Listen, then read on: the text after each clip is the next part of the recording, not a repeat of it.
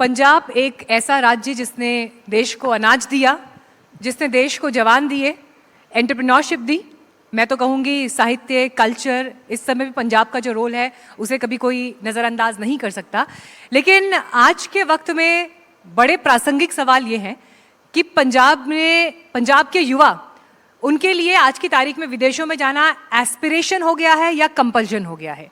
शिक्षा, मौके, अवसर और ज़मीन पर कितना काम हो रहा है, इन सभी विषयों पर बात करने के लिए हमारे साथ बेंच साहब इस वक्त मौजूद है। सर, सबसे पहले तो मैं स्वागत करती हूँ आज हमारे समिट में, कॉन्क्लेव में, और जिसके साथ मैंने शुरुआत ही की, मैं उसी पर सीधे आना चाहूँगी।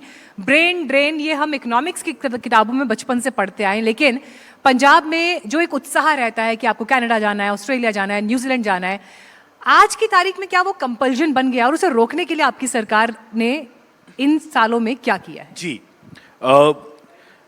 आपने जो बोला वो बिल्कुल दुरुस्त है, पर ये जो हालात थे पंजाब के, ये कुछ साल पहले के हैं। हमारी सरकार ने, हमारे माननीय मुख्यमंत्री भगवंत मान जी के नेतृत्व में जो काम किया है, and I can prove you with facts and figures.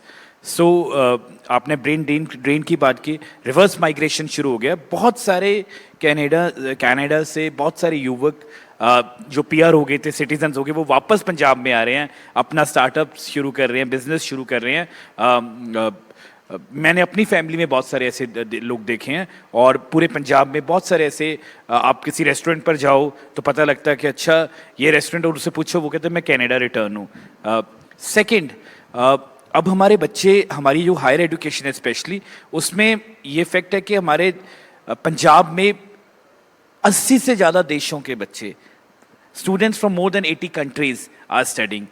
ऐसी कोई स्टेट नहीं है पंजाब देश की जिसके बच्चे पंजाब में ना पढ़ते हों। तो 28 स्टेट से और मोर देन 80 कंट्रीज़ के बच्चे हमारे पंजाब में पढ़ रहे हैं। हमारी यूनिवर्सिटीज़, हमारी PAU एग्रीकल्चर में नंबर 1 है, हमारी Guru Nanak Dev university Amritsar, it's a number 1 ranked university amongst the government universities. हमारी प्राइवेट यूनिवर्सिटीज़ बहुत अच्छा कर रही हैं। तो अब पूरा जो लैंडस्केप है वो चेंज हो गया, और इसका बड़ा कारण ये है कि हमारी सरकार ने जो SC स्कॉलरशिप, आगे क्या होता था, ये सारी स्कॉलरशिप का पैसा बहुत सारे स्कैम्स हुए, बच्चों तक नहीं पहुंचता था। अब ये पैसा बच्चों तक पहुंच रहा है, और हमारे गवर्नमेंट कॉलेजेस और हमारी यूनिवर्सिटीज़ रिवाइव हुई हैं। उनमें जो पंजाब के बच्चे हैं उनकी तादाद बहुत बड़ी है। उनके बढ़ने से पूरे देश और पूरे दुनिया से बच्चे हमारी यूनिवर्सिटीज़ और कॉलेजेस में अट्रैक्ट हो रहे हैं। बार बार जब पंजाब मॉडल का जिक्र हो रहा है, हमारे साथ आज शिक्षा मंत्री आप बैठे ही हैं, लेकिन जब स्वास्थ्य मंत्री भी बैठे थे बलबीर सिंह जी, उनसे मैंने ये सवाल पूछा था कि क्या दिल्ली मॉडल को ओवरग्रो कर गया है पंजाब मॉडल? उन्होंने कहा बिल्कुल कर गया है। लेकिन अब मैं उससे एक लेवल आगे का सवाल आपसे पूछ रही हूँ, क्या पंजाब मॉडल आज की तारीख में एक नेशनल नैरेटिव है? जब गुजरात मॉडल का जिक्र करके 2014 में नरेंद्र मोदी सत्ता में आए, या यूपी मॉडल का जिक्र करते हुए आज योगी आदित्यनाथ उत्तर प्रदेश में तीसरी बार हैट्रिक चांस पर खड़े हैं, क्या पंजाब मॉडल नेशनल नैरेटिव में आ गया है?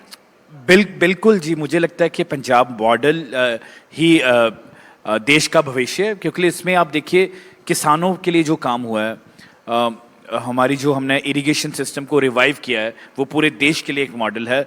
तेलंगाना हमसे सीख रहा है। एजुकेशन में जितने भी सर्वेस हुए हैं, चाहे वो भारत सरकार के हैं या प्राइवेट NGOs में हैं, सब में Punjab has been rank number 1। चाहे वो नीति आयोग की रिपोर्ट हो, NAS का सर्वे हो, परख सर्वे हो, PAP की रिपोर्ट्स हों, कोई भी इंडेक्स हो, सब में पंजाब ने एक्सेल किया।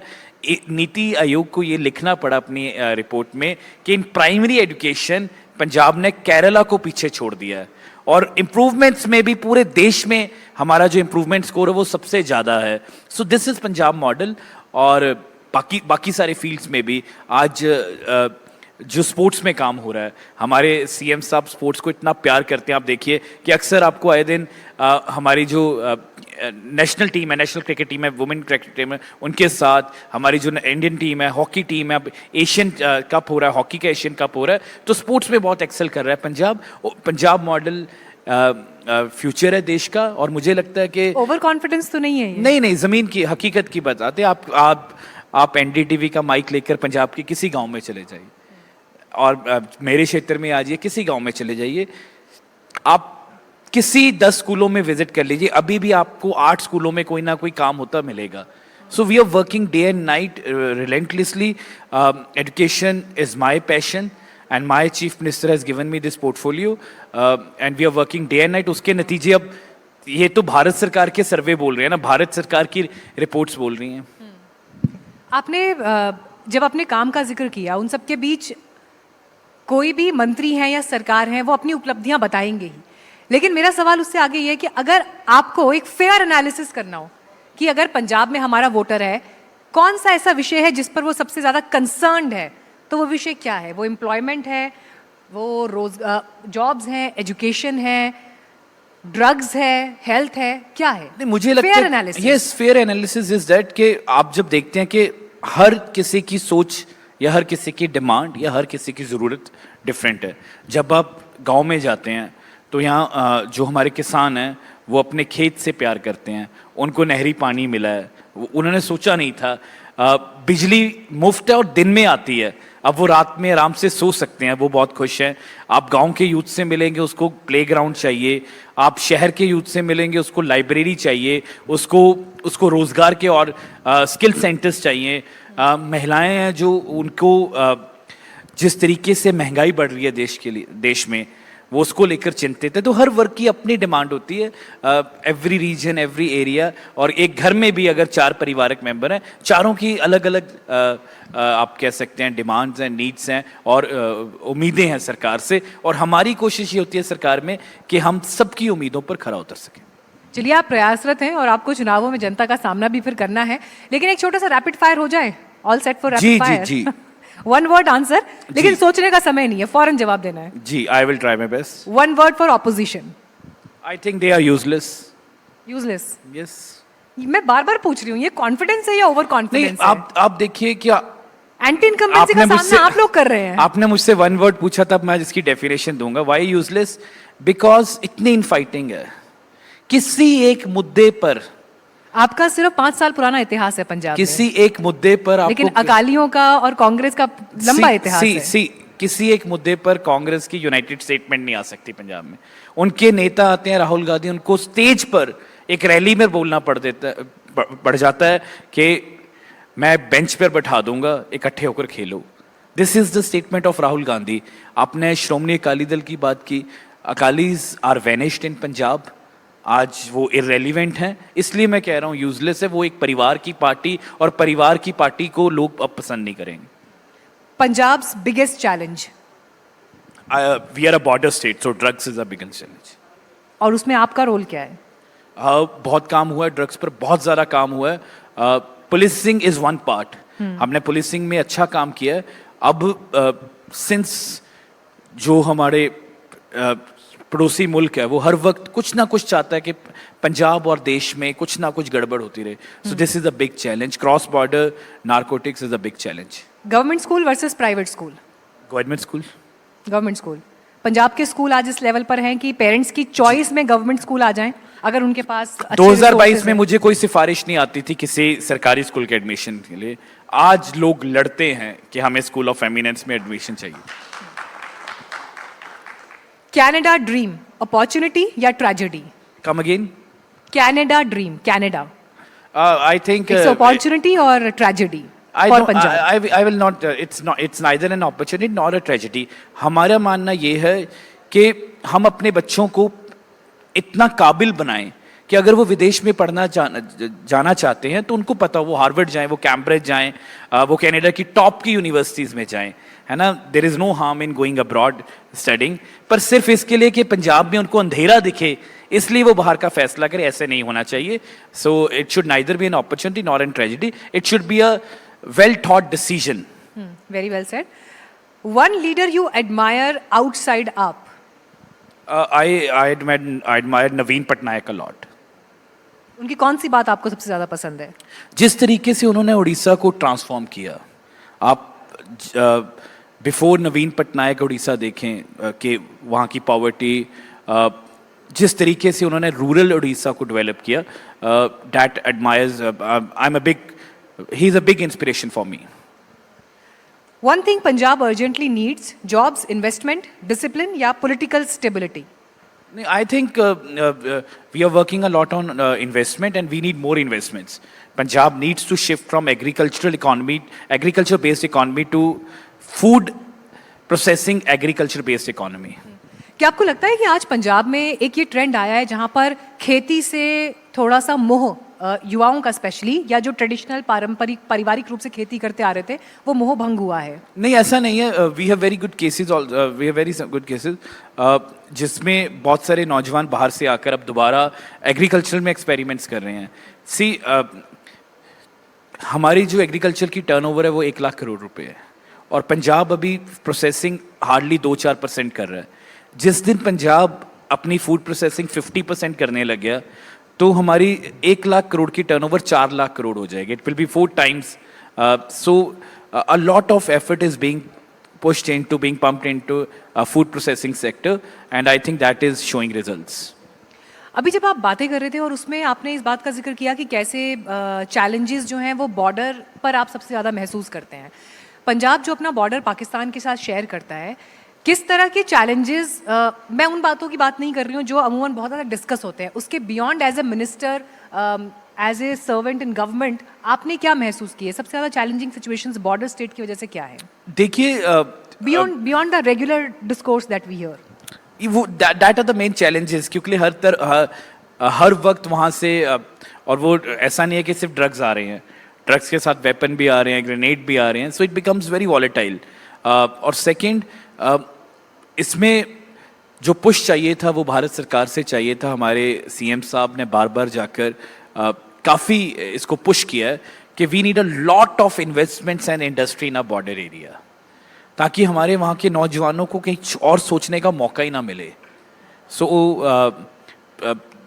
बट ये लेकिन अभी इंडस्ट्री और इन्वेस्टमेंट बॉर्डर की सेंसिटिविटीज की वजह से कतराते हैं आने से?